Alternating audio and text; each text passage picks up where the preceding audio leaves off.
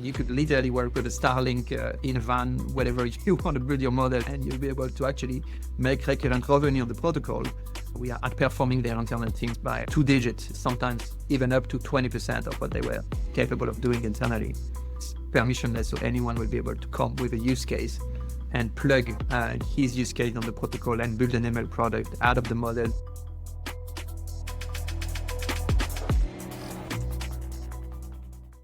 Hello, everyone, and welcome back to the Unleashing DePIN podcast. My name is Tyler. I'm your host, and I am very excited for this next conversation that we get to have. We've got Jean from Crunch. Welcome to the Unleashing DePIN pod. How are you doing? I'm good. Thank you, Tyler, for having us. I'm very excited because what you guys are doing, it intersects with DePIN around a new area that I don't get to focus on as much. So maybe before we dive into all of that, can you give the folks an introduction about who you are, tell them a bit about yourself, what your project is actually building, and then we can get into all the intricacies from there? Yeah, 100%. So my background is in econometrics and statistics. Then I studied computer science in Europe and Taiwan. Then from that, it was 2016 when you had background in both stat and computer science. It was the first time where it was finally possible to put your hand on some very good NVIDIA hardware, and it was the beginning of deep neural net for everyone at home, right? And so I fell into this rabbit hole back then. My first job was in an insurance industry where I was building risk model for an insurance broker, doing some classification of what kind of risk we were taking, what kind of customer we're taking in. And so classification on that industry was working pretty well. It was super early, so that company exited to the European leader. And out of this exit, the founder of that company wanted us to use the same technique in finance. And so we started to apply machine learning in finance early 2018. And it was really hard, man. It's much more noisy, much more complex than what you will find in the insurance industry. And so starting from that, I just realized that maybe I was not as good of a data scientist that I was expecting I was. So I organized this first event that the goal was just to have more people participate into the model that we were building for this fund.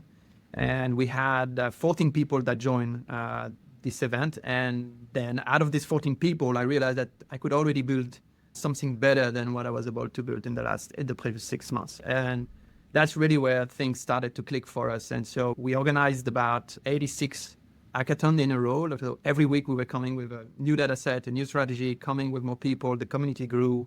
On top of that. And so it's purely a crowd of machine learning engineers that were joining, data scientists, people that are building models on top of the data. We had this bounty program, and we were just rewarding the guys on top of who is capable of building a better model, increasing the level of the benchmark that we were trying to work on. And so it just grew. We were like 14 at the beginning, and then we ended up being 1,000, 2,000, 3,000.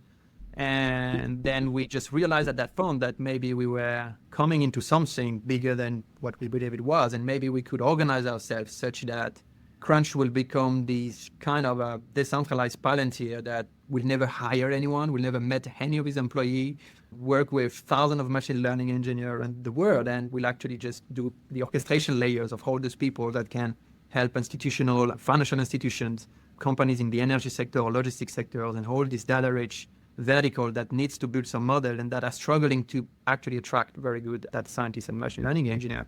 We could help this company to have better models. And so that's how we started to open up and propose this service to more people. And at that moment of the project, we started to onboard some very large financial institutions, some of the largest in the world that were interested in getting access to our capacity to build better model of the community. And yeah, that's what Crunch is. Now, I like to present it a small Blackwaters for machine learning, Blackwaters being a private army, right? So you can hire this guy all over the world just by pushing some obfuscated version of your data on the protocol.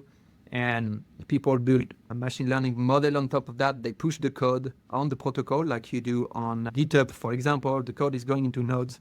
And then every time the customer is going to need more prediction, he has to use us as a backend through our API. So every time the customer needs new prediction, on top of his data, he's calling all the network, we call all the models, we incentivize everyone that's part of that process, send back the prediction, and this company now have a full product that it didn't have to hire anyone for.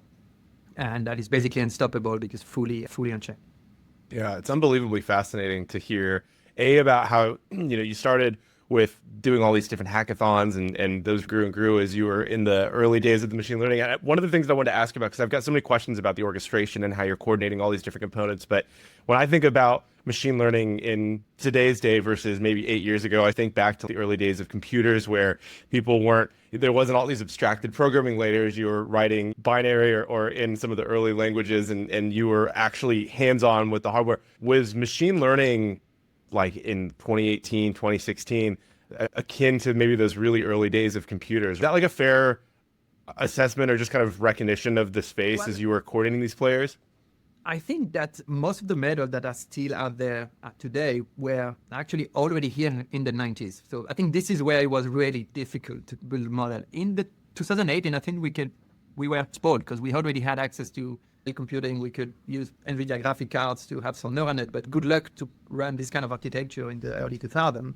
Yeah. Where you didn't have this kind of computing power. And I think this is why these technologies had become at that time more and more available and used in more and more processes and more businesses, because you could access the kind of computing power that we would need as data scientists to use this technique on real use cases.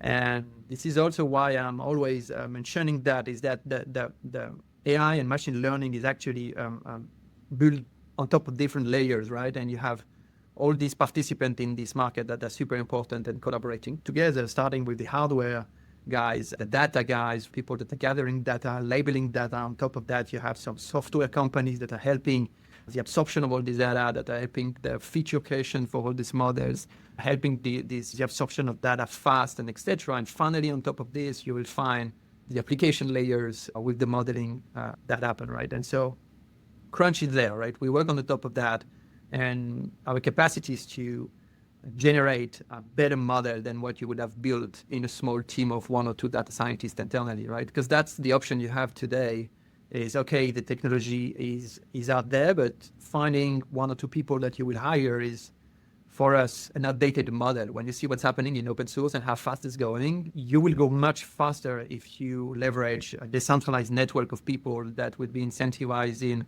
helping you to build better model. And this is how we came to that conclusion. And that's just one side of that marketplace. If you think about the other hand, you have these people that have the skills to build the model, and you want us to work in just one company in a small room with 2 collaborators. It's boring and doesn't scale very well when you have this kind of skills, where you could, instead of that, work on a protocol like CrunchDAO and be able to push your models into 5 different hedge funds, 2 energy companies, and literally have revenue from all of that, never go to the office.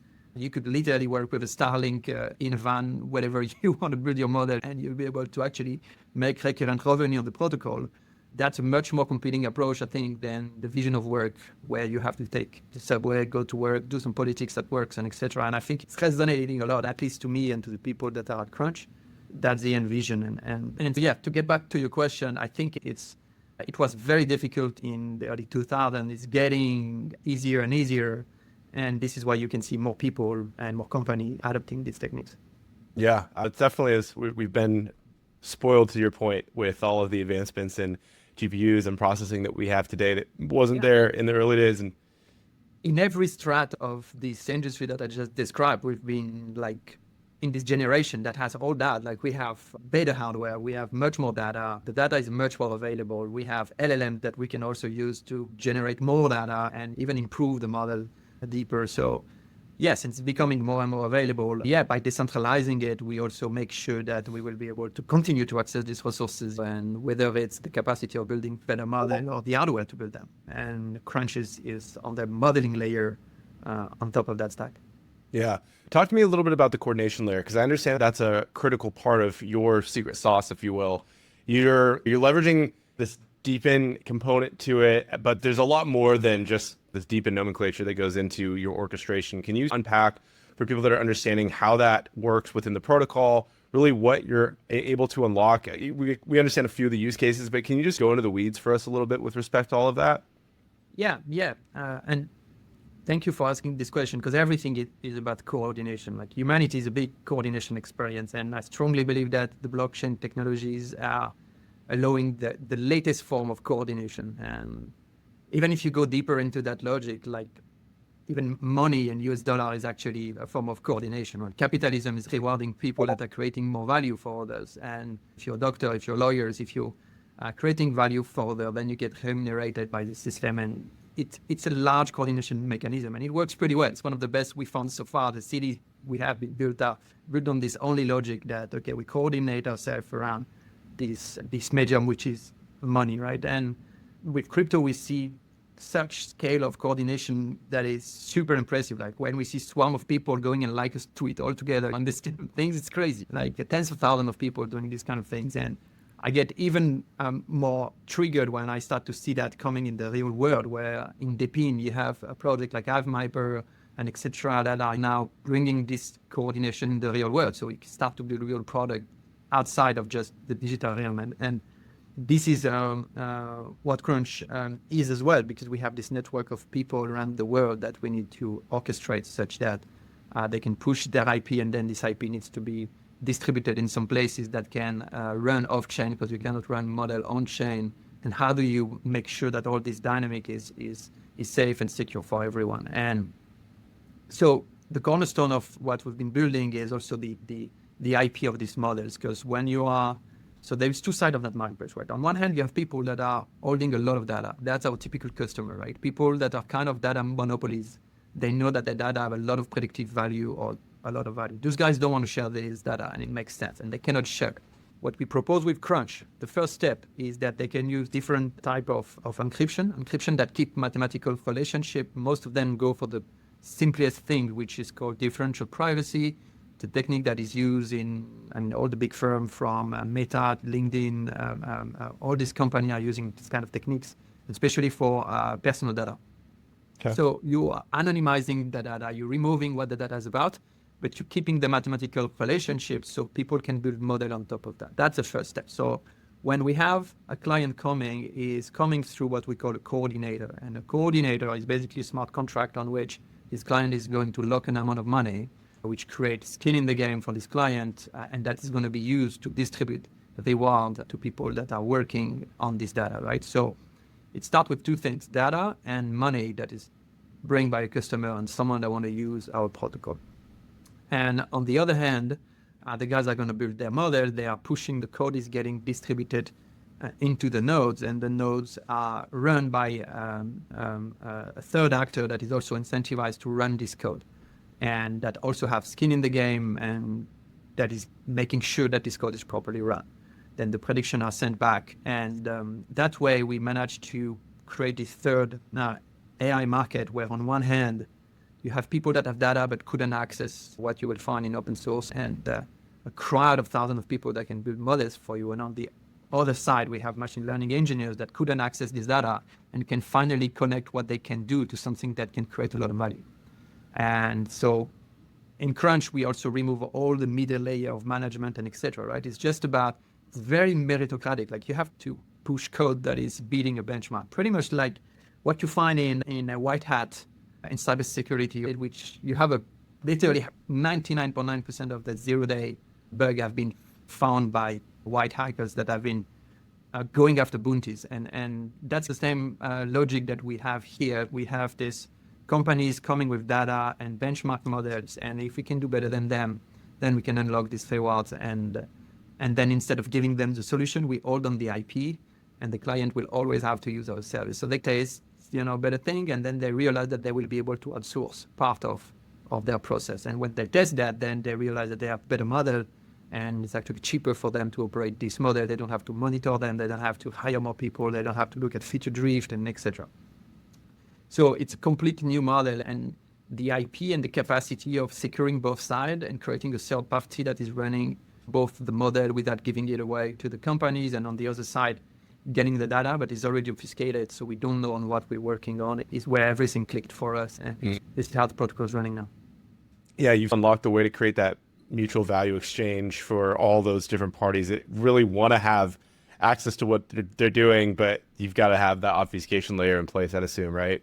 Yeah, absolutely, because there is a lot of value in data. We mentioned it before, and especially when you start to build anything that is at the edge of that machine learning movement. So we're not building models that recognize cat from dogs or facial recognition. All these things is 99.9% accurate.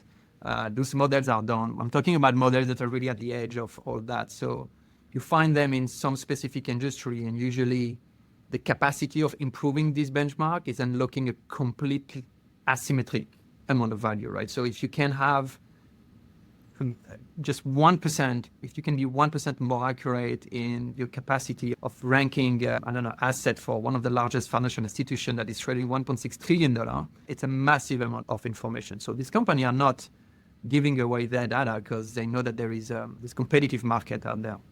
Yeah. And so your capacity of protecting their IP is absolutely important. And when we work with some of these large institutions at the beginning, they are a bit skeptical. So we went through audits as well with some of them, making sure that there is no way to understand what their data is about. And it worked pretty well. We've been running with these guys for more than 2 years sometime, and we are outperforming their internal teams by 2 digits, sometimes even up to 20% of what they were capable of doing internally. That's impressive. Massive opportunity. And when we unlock all this value, the goal is to recapture it and then have and reshare it through the networks of ML engineers and nodes and everyone that is involved in this layer. Yeah. Speaking of the different people that are involved with that, can you talk a little bit about the army of ML engineers that you have on the protocol today? Kind of just give some general metrics around maybe growth, how many are actually participating, what sort of a potential critical mass might be for you to unlock the entire world of doing all of this that you're thinking about. Can you just share some of those data points for us here? Yeah, 100%. So we have more than 7,000 members now. There is about 1,200 PhDs on the platform now. In terms of active user, we look into about 400 of that community is hardcore. And then we have about 1,000 people that are more like active here and there. But when you put this number in perspective, a company like Microsoft is operating with about 2,000 data scientists. For a project like us, we already had a scale that is pretty impressive. And there is also this architectural shift where instead of having everyone working in these kind of silos, like everyone focus on one subject, and when we solve it very well. And this is really what I think the user of the protocol are really looking for. And yeah, these guys have been crunching for almost 3 years sometimes when we launched the project in 2020. And yeah, we're looking at this new model where they will be able to create side revenue with these models that are being used. Every time a customer is calling the API, they get rewarded. And so for them, it's an opportunity to create side revenue with their IP, with their models, and be remunerated for that. In terms of metrics, in terms of demography, we have the largest part of the community is in Asia, starting with India, Southeast Asia. China is growing a lot, Japan, Korea, and then we have also about 30% of the community coming from the US, and the rest is Europe and a bit of Africa. Very cool. Very cool. I know in addition to all of the various components that you have, you're going to be releasing your white paper soon to, I assume, flesh some of those out a little bit more. Can you share maybe some alpha or just some timelines around when that might be coming out for people to keep their eye out for, so we can learn even more than what we're learning right now? Yes, so we're going to release the white paper by the end of the month. There is some very cool things. I just mentioned a few already, what I just mentioned about coordinator skin in the game at the coordination level, skin in the game at the modeler levels as well, where each modelers have to stake on his own models and will be able to actually get a reward on top of that. And then we'll have another layer on top of it where anyone will be able to get involved in this community and also stake on some of the modeler or stake on some of the use case if they want to be part of this adventure and the value that's going to be created and in this particular coordination use case. And what we see is now we've been looking for teams that have expertise in some vertical industry. So we look for people. Right now we have coordinators in the asset management industry that are super strong, that have been using the protocol already, and now that are going to be upgraded to this kind of protocol and independent unit. We have people working more on the enterprise data business, and especially in finance, so everything sales side. We have coordination that's going to happen on sport and sport betting. So that's super exciting. I can't wait to see that. Then we have coordination going to happen in the energy sector as well, because the energy sector needs a lot of prediction and much better modeling. Like simple example, prediction of wind, for example. If you operate an offshore aeolian field, this kind of prediction have a lot of value, or precipitations or prediction of wind. What's happening in Los Angeles now is a tragedy, but better wind prediction can help cities and institutions to understand that better. Precipitation models are terrible now, and people don't know that, but the meteorological models are actually pretty bad. And so there is a lot of improvement we can do. And I believe that Crunch is going to push the benchmark on all that. So that's the big shift, I think, in Crunch. Until now, we were not having this third party that were capable of coming with this use case on different industry. We've been working a lot on finance and more recently in healthcare with the Broad Institute at MIT and Harvard. That is the Eric and Wendy Schmidt Center that's working on cancer research. We wanted to show that we could go out of finance, and we're already beating the benchmark of the lab at the moment with the community. So it shows again that we can, building model like that is better. It's going to bring better modeling, and it's going to be helpful to our verticals. So that's the big news. And on top of that, having people capable of, anyone will be able to enter the Crunch ecosystem is very new. Before we were more of a closed ecosystem where we were delivering our customers and doing our own thing. So that's going to be very important, and it's going to be used a lot in signaling, for example, knowing like who deserve more incentives because they are doing what the protocol needs, right? And that's going to be signaled by people staking and getting engaged on the different side of the marketplace. Yeah, no, it's incredible. One of the things that you mentioned about weather models and rain models and whatnot, it got me curious. Do you foresee I know there's a lot of projects out in the DePIN space that are collecting weather data in different capacities. Absolutely. Do you foresee working with them as a potential collaboration partner? That's exactly what is a coordinator. It's someone that has something from the real world. Usually we like coordinators that come with data. If it's a data monopoly, it's even better. More recently, for example, we've been working on one of the coordination use cases called Mid1. It's a product that is used as a mid-market price for execution on the Forex market, especially OTC markets. So banks have exposition to some currencies, so they need to always rebalance that and buy different type of currency. Very high volume, so they do it on OTC market. And so they really need this kind of this anchor price to do their executions over there. And that's one of the products we've been building, but we built it in partnership with a coordinator that is basically that infrastructure bus on this OTC market. And so those guys have the software that the bank has been using, and they came with 2 petabytes of data a day. If you have all the other places they see, it's 2 petabytes of data a day, which is absolutely huge. We had conversation with friends at Google. They're like, it's going to be super hard to process. There's nothing. So yeah, super. This is exactly the kind of place we want to go now and work with the other DePIN project, absorb some data, and it's not some, I don't know, what the issue use case or how we're ready. Yeah. Speaking of other DePIN projects, one of the things that I recognize or that we had a conversation about was that you're currently leveraging sort of centralized compute to be able to help contribute to the protocol, but you've got a really strong desire to start leveraging more centralized compute, whether that's maybe managed and ran by the DAO or potentially collaborating with other projects. Is that something you're able to talk about at all?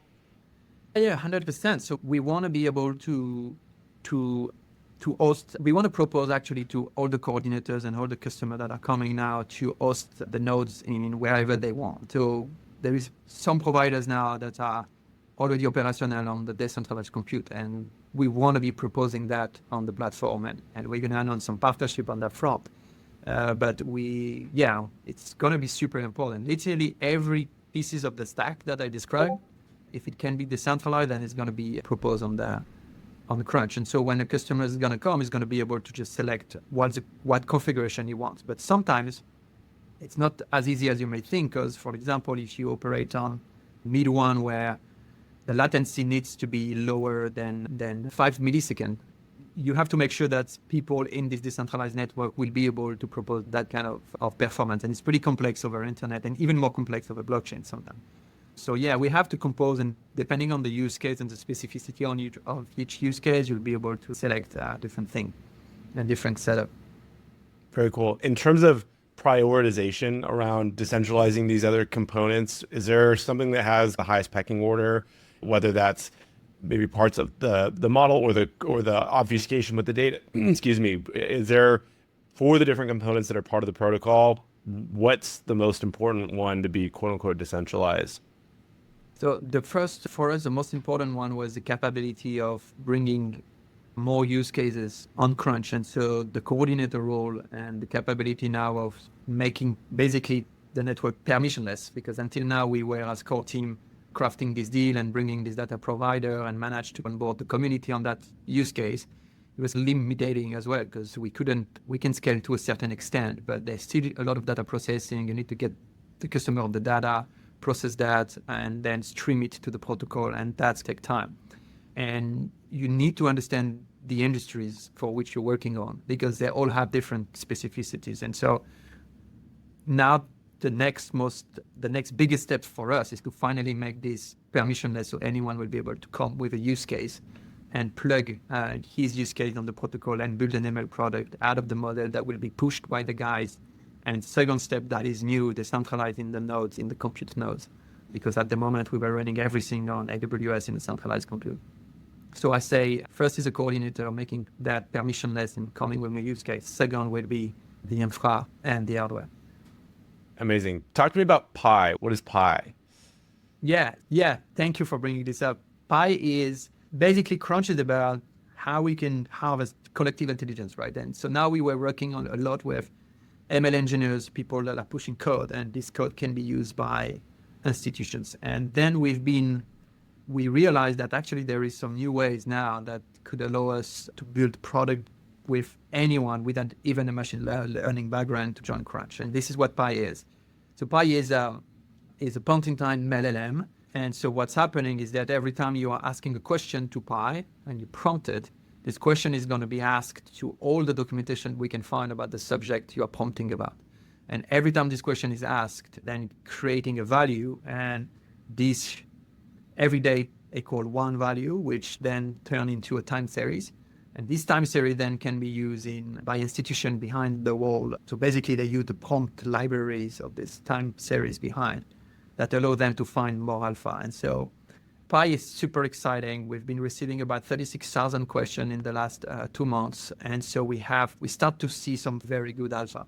And so now it's also the time to speak with some customers. We had great traction on that, and especially people that want to access this prompt library, right? We are super bullish on this. I think the next step on the roadmap with that, and that's been also asked by some customers, to integrate more data, especially on the equity part of things. Now Pi was only plugged on central bank policies. And so we were creating time series about central bank policies with consequences on inflation, etc., interest rate.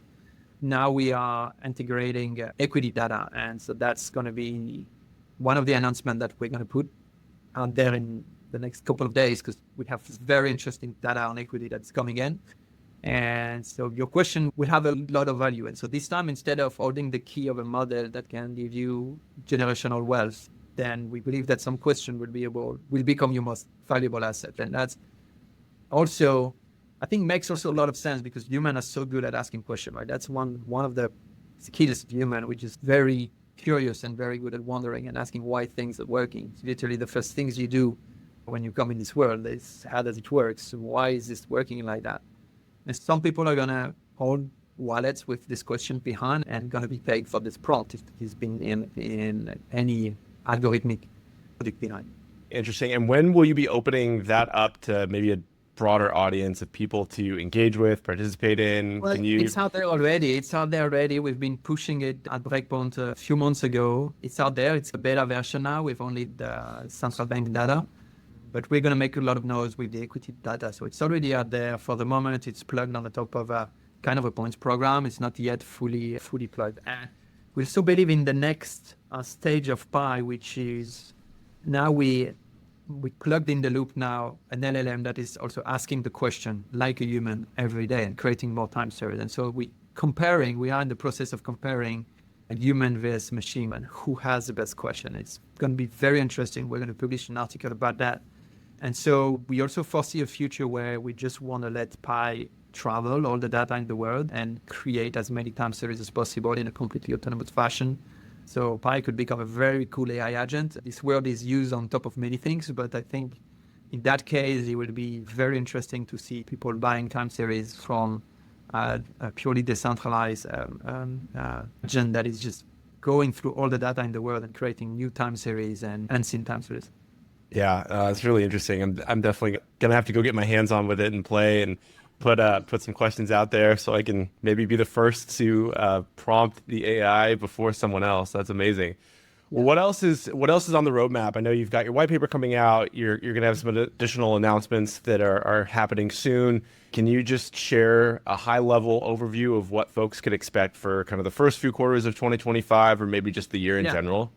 Yeah, so now we've been on the parallel of the white paper, we're working on the prototype of the network. And so the idea was to make sure that we will push a white paper with everything feasible inside and making sure that this tech is feasible and that we can run. So currently we are looking into releasing the protocol in DevNet on Solana in the first quarter this year. So when we're going to do that, we're going to also start plugging as soon as this is released. We're going to plug the first coordinator use case on top of the DevNet, making sure that things work.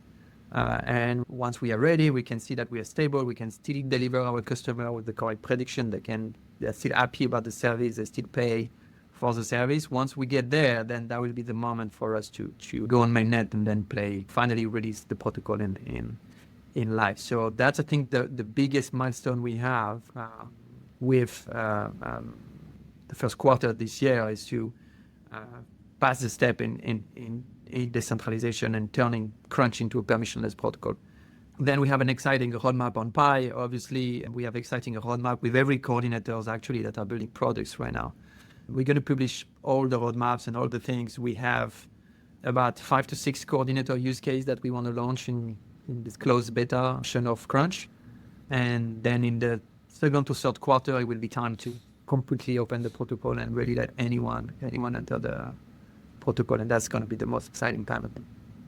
That's exciting. We're definitely going to keep our eyes peeled for what's happening and are going to be on the lookout for those announcements. Speaking of those announcements, where are the best places for folks to follow Crunch, follow the project, maybe get involved? Can you share a few sources that we can drop down in the comments below for people to check out?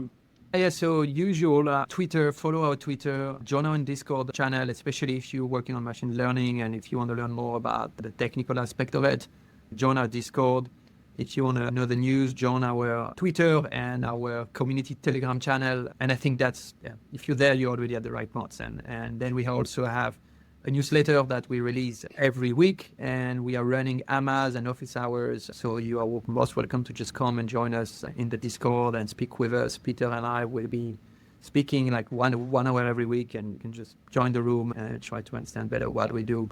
I guess that's the most advanced step for people that really want to dig into it. Amazing. We'll definitely link all that below. We'll have the Twitter, Discord, email newsletter for folks to go check out. So if you are someone in the ML space, or you're just interested in contributing, getting your hands on with this project, definitely go follow them on all those different social channels and get involved if you can. But I think with that being said, we'll wrap it up here. I want to really thank you again for coming on and sharing so many insights. I'm really excited and interested about what you're building because you're solving problems and using different ways to do that in an interesting way that creates just a better value proposition for everybody involved. So I'm really excited to see the white paper release and some of these other announcements come out. But as I mentioned, we'll wrap it up here, everybody. Thank you so much again for tuning in, and we will see everyone on the next one. Take care. Thank you.